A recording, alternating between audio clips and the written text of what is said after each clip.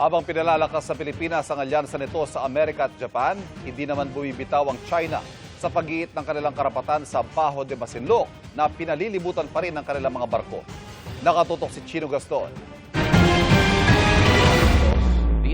Handa raw Pilipinas na magsilbing bantay sa kalayaan ng karagatan sa rehiyon sa gitna ng mga issue sa agawan ng teritoryo sa South China Sea. Napapaloob daw ito sa Archipelagic Sentinel and the Guardian of the Freedom of the Sea na binuo ni UP professor at maritime expert Professor J. Batungbakal. It begins first and foremost with our geography. Our archipelagic waters are at the heart of busy and vital maritime trade routes. Hence, the Philippines is well placed to safeguard maritime liberty, and we will continue to adhere to international law. We will continue to work with countries that share our goal of protecting our rights and interests under UNCLOS. Ultimately, as strategic sentinel, we will stand watch over our sovereign rights and entitlements.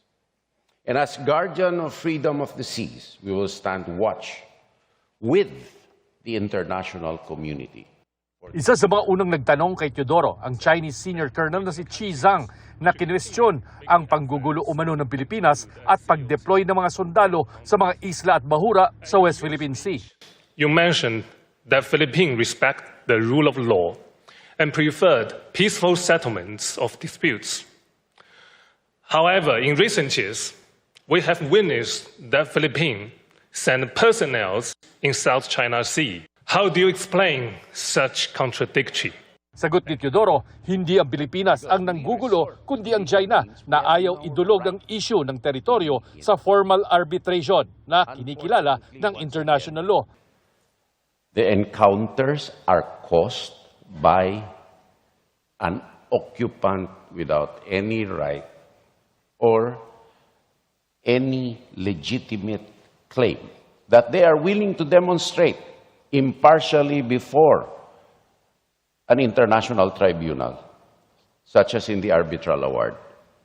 Sa isang pahayag ng Southern Theater Command ng People's Liberation Army ng China, sinabi nitong nagpatrolya ang Navy at Coast Guard ng China sa palibot ng Bajo de Masinloc. Epektibong paraan daw ito para mabandayan ang kanilang karapatan sa pinag-aagawang teritoryo.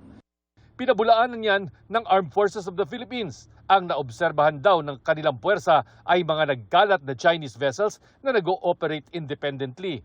Iginiit ng AFP na wala silang namomonitor na organisadong paggalaw, tactical maneuver o joint formation ng mga barko o aircraft na maituturing na isang military exercise. Nananatili raw mapagmatyag ang AFP sa pagmomonitor ng maritime domain ng bansa. Sabay paalala sa publiko na mag-ingat laban sa mga anilay propaganda. Para makatulong sa pagpapatrolya ng ating teritoryo, nangako ang Japan ng Abukama-class destroyers at TC-90 patrol aircraft. Nakipagpulong si Teodoro kay Japanese Defense Minister Shinjiro Koizumi ukol dito. Hindi pa binabanggit kung ilang destroyers at patrol aircrafts ang matatanggap ng Pilipinas mula Japan. Samantala, muling pinagtibay ng Pilipinas ang matatag nitong alyansa sa Amerika kasabay ng pagdiriwang ng dalawang bansa sa ika-75 anibersaryo ng kanilang Mutual Defense Treaty. Ipinarating ni Teodoro ang pagbati kay U.S. Secretary of War Pete Hegseth sa ginanap na International Institute for Strategic Studies Shangri-La Dialogue kahapon. Chino Gaston, nakatutok, 24 oras.